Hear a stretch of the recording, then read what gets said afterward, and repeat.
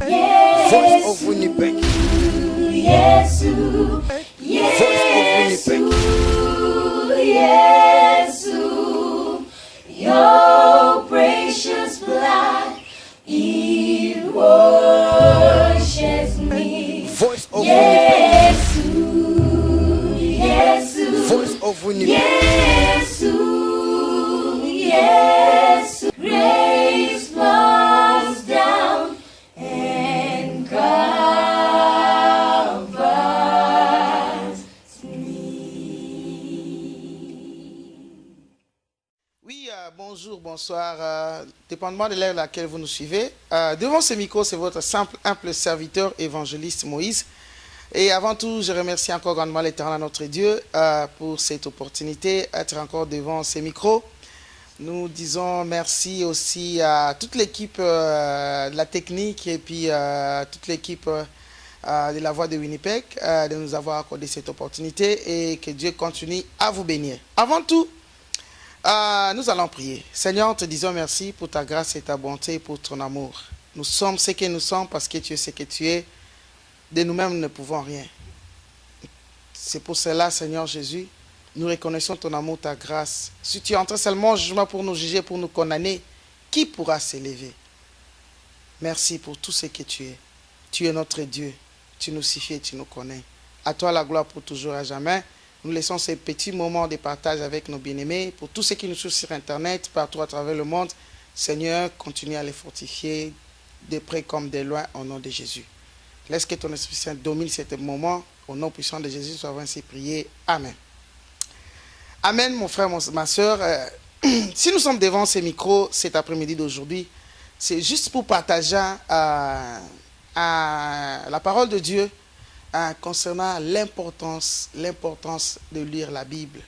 Car la Bible dit, mon peuple périt par manque de connaissances, pas par la manque de connaissances de la géographie ou bien de la mathématique, ou bien la manque de connaissances, peut-être tu ne maîtrises pas, je ne sais pas, les routes, ou bien la carte des États-Unis ou de Winnipeg, ou bien pour ceux qui nous suivent en Afrique, ce n'est pas la manque de connaissances de la langue ou bien des dialectes, quoi que ce soit, mais c'est la manque de la connaissance de la parole de Dieu.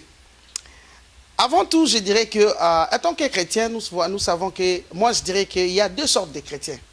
Il y a des chrétiens qui vivent sur les informations. Ils prennent la parole, ils écoutent et ils pensent que c'est une information. Et comme tu peux avoir des informations sur la Voix de Winnipeg, sur tout ça, ou bien tu peux avoir des informations sur CBC, ou bien toutes sortes de chaînes, de canaux télévisés, ou bien quoi que ce soit. Et tu vis à propos de ces messages, ou bien de ces informations. Et il y a aussi d'autres personnes qui vivent, d'autres chrétiens qui vivent la parole de Dieu en tant qu'inspiration. Pour dire quelque chose qui vient t'inspirer de quelque chose que tu ne savais pas, tu n'avais pas aucune idée. Mais sans pour autant aller très loin dans des détails, parce que nous avons quelques minutes, si nous lisons dans le livre de Luc, chapitre 4, et si nous commençons justement, même si nous lisons tous les chapitres, mais si nous commençons par le premier verset jusqu'au verset 13, nous allons comprendre comment le diable, qui est notre ennemi, comment il vit et comment il essaie de nous agiter en tant que chrétiens. Le diable a très bien compris que nous, les chrétiens, nous sommes complètement détruits parce que nous manquons la connaissance de la parole de Dieu. Alors, c'est l'histoire juste de Jésus dans le désert. Jésus qui était tenté après avoir été rempli du Saint-Esprit. C'est ce que le premier verset dit. Pleinement rempli du Saint-Esprit, le diable est apparu. Et le diable l'a tenté. Mais parfois, nous les chrétiens ne sommes même pas à moitié remplis du Saint-Esprit. C'est pour cela, c'est toujours très facile que le diable puisse nous avoir. Alors, comme la Bible dit, mon peuple périt par manque de connaissances, le diable s'approche de Jésus, il dit, il savait qu'il avait faim. Comme toujours, le diable sait tout ce qui est des désirs de nos cœurs, tout ce qui est de nos questionnements. Il est là, il regarde tel a tel besoin, quoi que ce soit. Il s'est approché de Jésus parce qu'il savait que Jésus avait faim. Il dit, si tu pouvais transformer ces pierres à pain, tellement que tu as le pouvoir, ceci. Jésus a répondu, il est écrit. Il n'a pas dit, non, je ne vais pas, oui, je peux. ou alors il n'a pas beaucoup discuté. Le diable savait très bien que Jésus connaissait les Écritures. Il lui a dit, il est écrit dans la Bible. Il est écrit. Jésus lui répond aussi, il est écrit aussi. Il est écrit ceci, ceci. Il comprenait que Jésus était en gêne. Il comprenait que comme être Jésus qui est Dieu fait homme, il avait aussi besoin de la gloire. Il dit, si tu pouvais te lever, te jeter par terre, je te montre. Si tu arrives à m'adorer, regarde ces étages, ce building, ceci, ceci. Tout ce qui était beau, tout ce qui était vraiment de bien de ce monde. Que nous tous, toi et moi, nous avons toujours espéré. Jésus dit, il est écrit aussi. Pour dire, je ne peux pas t'adorer parce que tu vas me donner ça. Je ne peux pas perdre ma place. Je sais, ceci, je sais. Mais le verset qui me touche très, très, très profond de mon cœur, c'est le verset, je dirais, c'est le verset, à commencer par le verset 9 et le verset 10. Le verset 9 nous dit, alors l'esprit du mal conduit Jésus à Jésus au Jérusalem et il le place au sommet du temple et lui dit, si tu es le Fils de Dieu, jette-toi d'ici jusqu'au bas. Et en fait, dans les livres saints, on lit, pour dire, les livres saints, même la Bible nous dit, Dieu commandera des anges de te garder. Dieu commandera des anges pour ta protection. Ce qui est vrai. Les diables maîtrisaient très bien la Bible. Ce qui était bien, c'est bien écrit. Il dit, il leur donnera même tes anges pour ta protection. Et ils te porteront dans leurs bras pour que tes pieds ne te heurtent pas contre une pierre. Jésus lui répond, dans les livres saints, il est écrit aussi, tu ne dois pas provoquer le Seigneur ton Dieu. Provoquer, de mettre Dieu en épreuve d'une manière ou d'une autre. Alors, pourquoi ce message? Les gens pensent qu'il y a plusieurs façons de vaincre les diables. Il y a plusieurs façons de résister ou bien devant des tentations, quoi que ce soit. Mon peuple périt par manque de connaissance de la parole de Dieu. Nous n'arrivons pas à vaincre les diables, nous n'arrivons pas à surmonter beaucoup de circonstances de la vie parce que nous ne savons pas la vérité. La vérité qui est la parole de Dieu. Parce que tout le monde, comme la Bible le dit, au temps de la fin, beaucoup viendront à mon nom. Ils ne viendront pas quoi que ce soit, ils viendront même au nom de Jésus. Mais si tu ne lis pas la Bible, si tu ne comprends pas ce que la Bible dit, des vrais prophètes comme des faux prophètes, on ne peut pas parler de faux miracles s'il n'y a pas de vrais miracles. On ne peut pas parler de vrais évangélistes s'il n'y a pas de faux aussi. Il y a aussi des faux évangélistes, il y a aussi des faux prophètes, il y a aussi des faux bishops ou archibishops. Mais cela ne veut pas dire qu'il n'y a pas aussi des vrais. Alors, le manque de la connaissance de la parole de Dieu, nombreux vont être éloignés.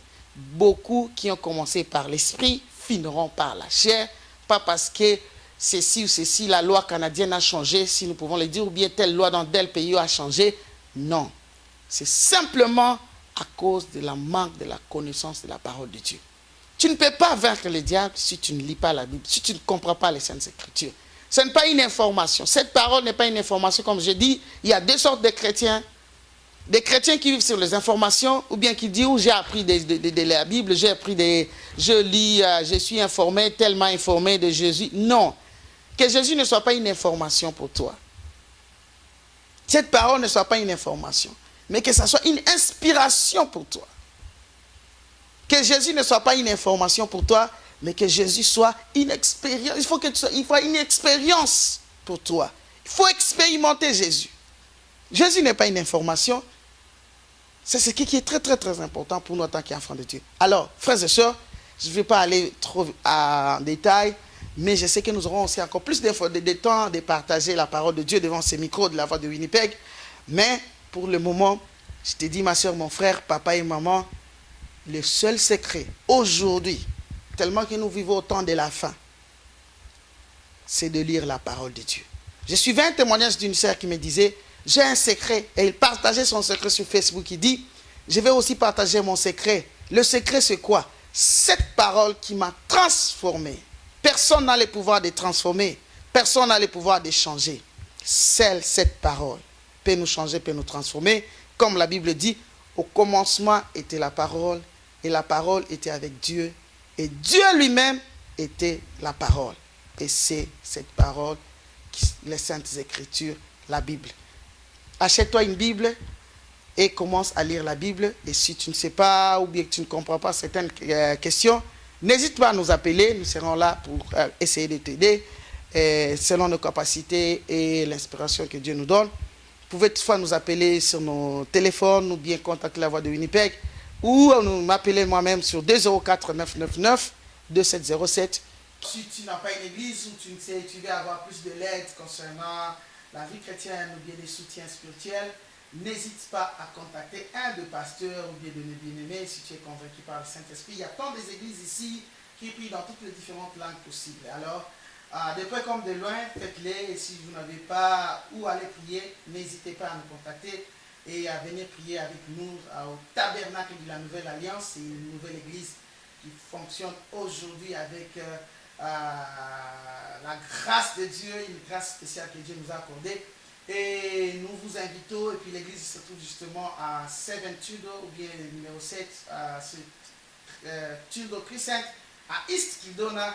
Et nous avons aussi d'autres programmes de prière ou bien de veillée de prière. Et nous vous disons, soyez les bienvenus et Dieu vous bénisse. Merci. Voice of Winnipeg. Voice of Winnipeg.